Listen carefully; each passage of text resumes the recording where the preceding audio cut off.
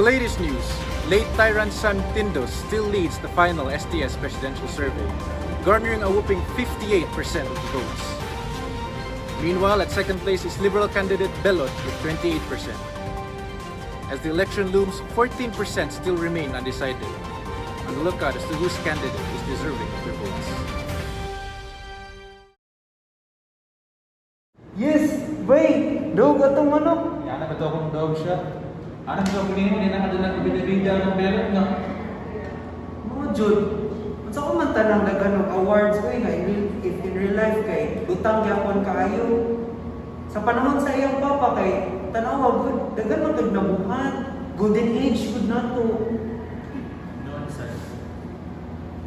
Saksi jud akong lolo ug lola na ginan jud ko nila nga mo jud nay pangitabog sa una. Which by usually kailang pamilya kay kakawa nila, ibang bagot ang libro. They painted them as a villain, but now we know the whole truth. Tindos, kay dili diktador. Tindos, kay hero siya. Our good i-share ni akong friends sa Facebook ko, mga list sa accomplishments sa iyang papa. Bisa ka sa kamuling niya sa Facebook, nakita siya ng mga marag po yun na nakagbasa ba, like, pagbasa ni Mohanik, nabuhat siyang papa. Mas maski ikaw kung ano nagbasa sa mga nabuhat siyang papa. Kanang mga Belot supporters diha kay dili man sila magtuo sa truth, gamo man jud nay tinud-anay. Gani.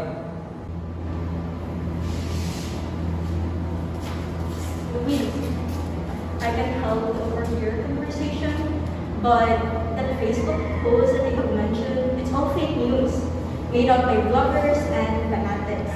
And to begin with, the riches are not even theirs, it's from the masses. While inflation was all-time high, they spend people's money for their expensive pursuits.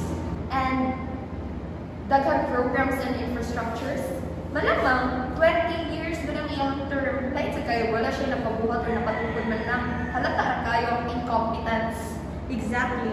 And when the people exercised their rights, they were silenced. Daghan kayo na wagtang, daghan kayo na matay during his term. And also, daghan kayo na close ng mga big news outlets because they were against the administration.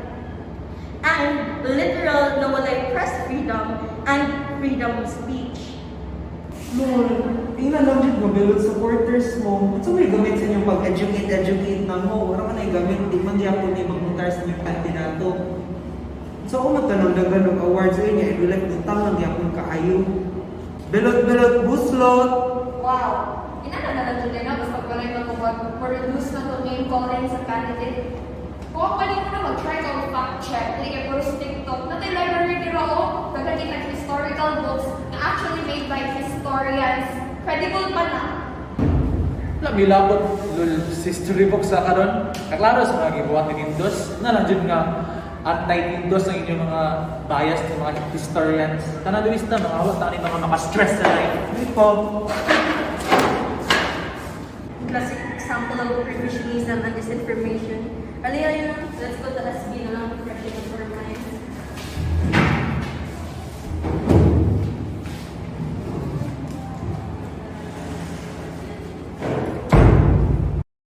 Taway, usubi adyo ng fake news. Want to know more said about disinformation? That was revisionism? Unsa na? Let me search these topics up now.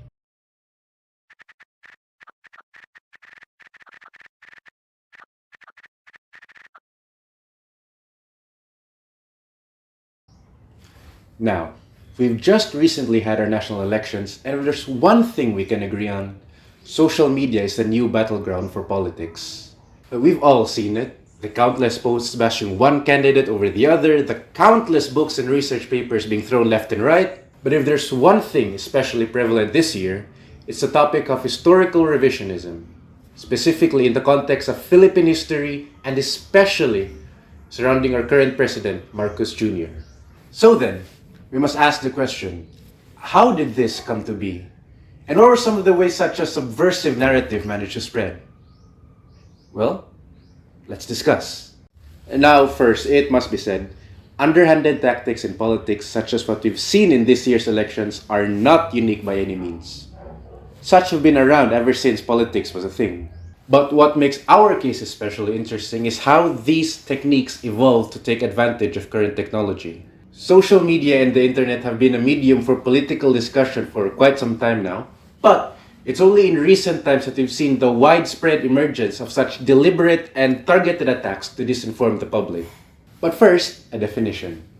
Disinformation is the deliberate attempt to spread false information knowingly with the express intent to deceive. Now, say for example, I know that the burger shop just down the street are trash. I know they're not good. I've eaten there.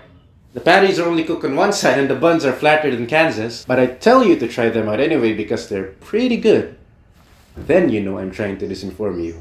Now, on the other hand, we have misinformation with an M. The key difference here is that there is no intention to deceive. If, say, I haven't tried those burgers out from before, I wouldn't have known any better. I just tell you to try them out because, hey, burgers. Now, of course, there are more methods out there, but we'll just limit ourselves to these two for now. Another thing we shall talk about is bias, or simply put, a conscious or subconscious predisposition to something. For example, I'm biased towards blue. If you present me with a choice between two colors, well, you can bet I'm on the blue team. But when this bias gets applied in politics, well, that's where things get tricky, you see. Bias plays a huge role in what information we choose to consume and how we choose to interpret it.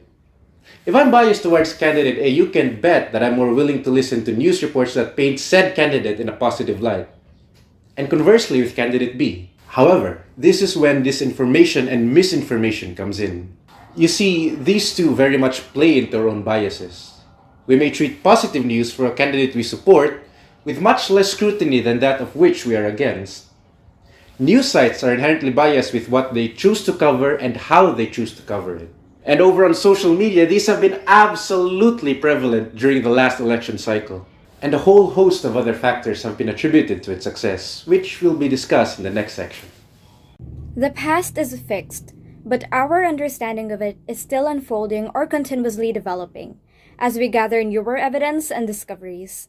If you are ignorant and angry, the past can be as malleable as your ignorance and anger demand. In other words, you become biased. That is why it is crucial to distinguish fact from fiction. With this, you might be familiar with the term historical revisionism, and according to Krasner and Barbara 2019, in their book entitled Historical Revisionism, it refers to the reinterpretation of recorded historical accounts. However, whether this practice is beneficial, harmful, or somewhere in between is up for discourse. Before anything else, let us remember that science is a process of inquiry and is subject to change, such that ongoing research may lead us to new evidence that could support a different approach or explanation. As a consequence, older theories that were held for a period of time have to be revised or even completely discarded with respect to the newly developed ones. Similarly, historical accounts and/or theories are also subject to change when newer factual information emerges, some of which contradict with a segment of history. Therefore, we must keep in mind that historical revisionism is a critical re-examination of what was presumed to be historical facts. Revisionism describes the process of evaluating and reviewing established theories and suggesting amendments. This is done when contradictions are detected or when mistakes are brought to light in previously held theories or information upon re-examination. With this, revisionism is important to attain further accuracy of human knowledge and history. The following are cases wherein historical revisionism is useful or beneficial. 1. When new historical data and evidence surfaces through thorough research. Current conclusions must be reassessed to verify their validity. 2. When the government discloses previously banned documents or information to the public. 3. When ancient languages are deciphered, making it possible to study ancient writings in greater detail. 4.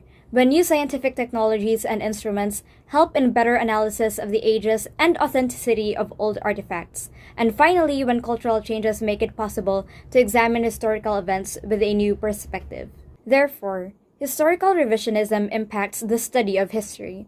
After all, it allows academicians, historians, and other authorities to objectively review past events. With the help of authentic documents, proven facts, and other supportive pieces of evidence, they are able to critically examine historical theories. If these changes are approved, they become part of the accepted history, and are no longer considered to be revisionists or clashing accounts of various subjects. However, the possibility of historical revisionism being abused exists despite its advantages. Sly politicians, dishonest historians, and other suspicious figures may intentionally try to change the course of history in order to incite a conspiracy or unfairly benefit from it. This is the reason why revisionist theory and practice are frequently seen negatively. The abuse of historical revisionism's benefits is often referred to as historical negationism, or the illegitimate distortion of historical records. It should not be confused with historical revisionism, a more general term that refers to academic reinterpretations of history, supported by newly found data and critical reasoning.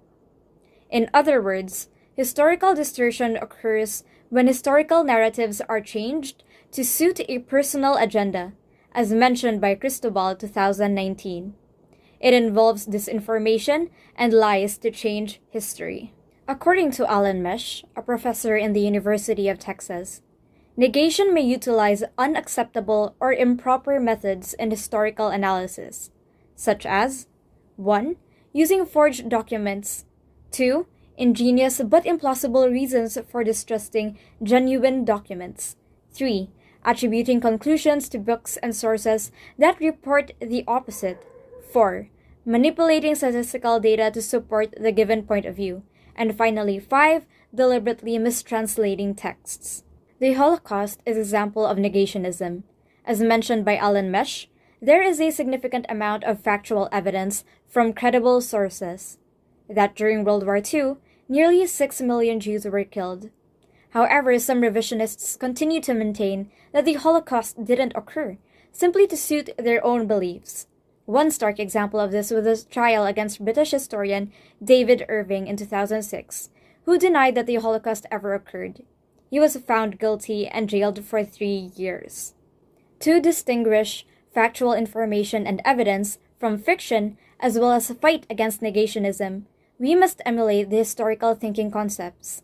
To establish historical significance, use primary source evidence, identify continuity and change, analyze cause and consequence, take historical perspectives, and finally, understand the ethical dimension of historical interpretations. This will assist us in formulating and supporting arguments based on primary sources, as well as to understand and challenge historical interpretations related to secondary sources.